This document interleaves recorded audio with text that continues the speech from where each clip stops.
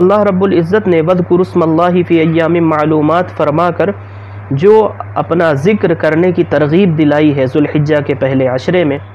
اور حضور سید عالم صلی اللہ تعالیٰ علیہ وسلم نے بھی یہ ارشاد فرما دیا کہ ذوالحجہ کے پہلے عشرے میں کیے جانے والے اعمال وہ اللہ رب العزت کی بارگاہ میں دوسرے دنوں میں کیے جانے والے اعمال سے کہیں زیادہ مقبول ہوتے ہیں، محبوب ہوتے ہیں اور پسندیدہ ہوتے ہیں، زیادہ پسندیدہ ہوتے ہیں اللہ کی بارگاہ میں۔ تو اتنی گفتگو کا ماحصل یہ ہے کہ یہ جو 10 دن ہیں انہیں اللہ رب العزت کا ذکر کرنے، قرآن کی تلاوت کرنے، توبہ اور استغفار کرنے،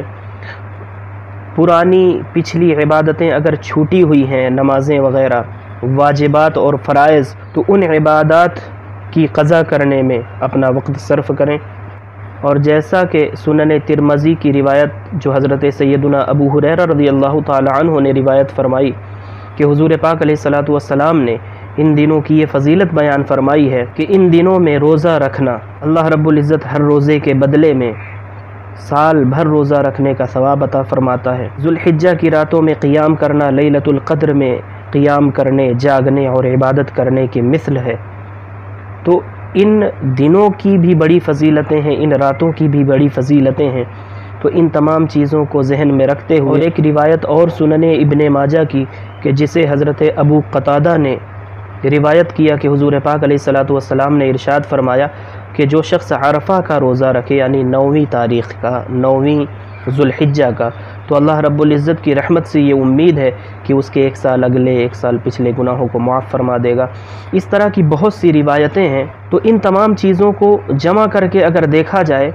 تو ذوالحجہ کے یہ جو 10 دن ہیں یہ بڑے بابرکت دن ہیں، بڑے پاکیزہ ایام ہیں، اور ان دنوں کی بڑی فضیلتیں ہیں۔ تو ہمیں یہ چاہیے کہ ان دنوں میں بھی عبادت کا کثرت کے ساتھ اہتمام کریں اور راتوں میں جاگنے کا اہتمام کریں کہ راتیں شب قدر کی مثل ہیں اور راتوں میں جاگنا شب قدر میں جاگنے کی طرح ہے۔ اور دنوں کی فضیلت یہ ہے کہ اگر دن کو روزہ رکھا جائے تو ہر روزے کے بدلے سال بھر روزہ رکھنے کا ثواب ملتا ہے۔ یوم عرفہ کا روزہ رکھا جائے تو اللہ رب العزت اس کے بدلے میں سال بھر اگلے اور پچھلے گناہوں کو معاف فرما دیتا ہے۔ تو اس طرح کی اتنی ڈھیر ساری جو فضیلتیں یہ عشرہ اپنے دامن میں لیے ہوئے ہے، سمیٹے ہوئے ہے، تو اللہ رب العزت نے قسمت سے ہمیں یہ ایام عطا فرمائے ہیں۔ تو کوشش کریں کہ ان میں روزہ رکھ کر کے گزاریں، ان دنوں کو عبادت کر کے گزاریں، فرائض عبادات جا لائیں، اس کے ساتھ ساتھ کثرت کے ساتھ نوافل کا اہتمام کریں، قرآن مقدس کی تلاوت کا اہتمام کریں، سابقہ گناہوں پر ندامت اور توبہ اور استغفار کا اہتمام کریں، سچے دل سے اللہ رب العزت کی جانب رجوع کریں۔ یہ تمام اعمال ہیں جو ان ایام میں کرنے چاہیے۔ پورے 10 دن بڑے بابرکت ہیں، یہ 10 راتیں بڑی بابرکت ہیں۔ اب آپ کھل کر کے اپنی مرضی سے جتنی چاہیں، جیسے چاہیں اللہ کی عبادت کر لیں، اس کی بندگی کر لیں، اور جتنا چاہیں اپنے دامن میں اور اپنے نام اعمال میں حسنات کا ذخیرہ جمع کر لیں، اور سیئات کو اللہ رب العزت کی بارگاہ میں توبہ اور استغفار کے ذریعے سے اپنے اعمال سے مٹوا لیں اور دور کروا لیں۔ تو اللہ رب العزت کی بارگاہ میں دعا ہے کہ وہ ہمیں ان مبارک ایام اور ان مبارک راتوں کی فضیلتوں کو سمجھنے، اور جو ترغیب حضور سید عالم صلی اللہ تعالیٰ علیہ وسلم نے دلائی ہے،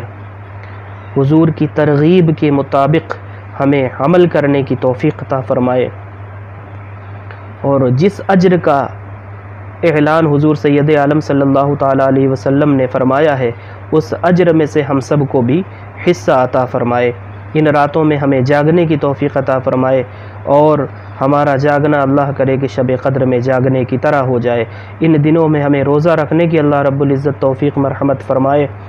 اور ان روزوں کا ثواب ہمیں سال بھر روزہ رکھنے کی طرح عطا فرمائے۔ یوم عرفہ کا اللہ رب العزت ہمیں روزہ رکھنے کی توفیق مرحمت فرمائے، اور ہمارے سال بھر اگلے اور پچھلے بلکہ اپنی رحمت سے زندگی بھر کے ہمارے گناہوں کو، ہمارے والدین، دوست احباب، رشتہ داروں کو اور حضور کی امت کے تمام افراد کے گناہوں کو معاف فرمائے۔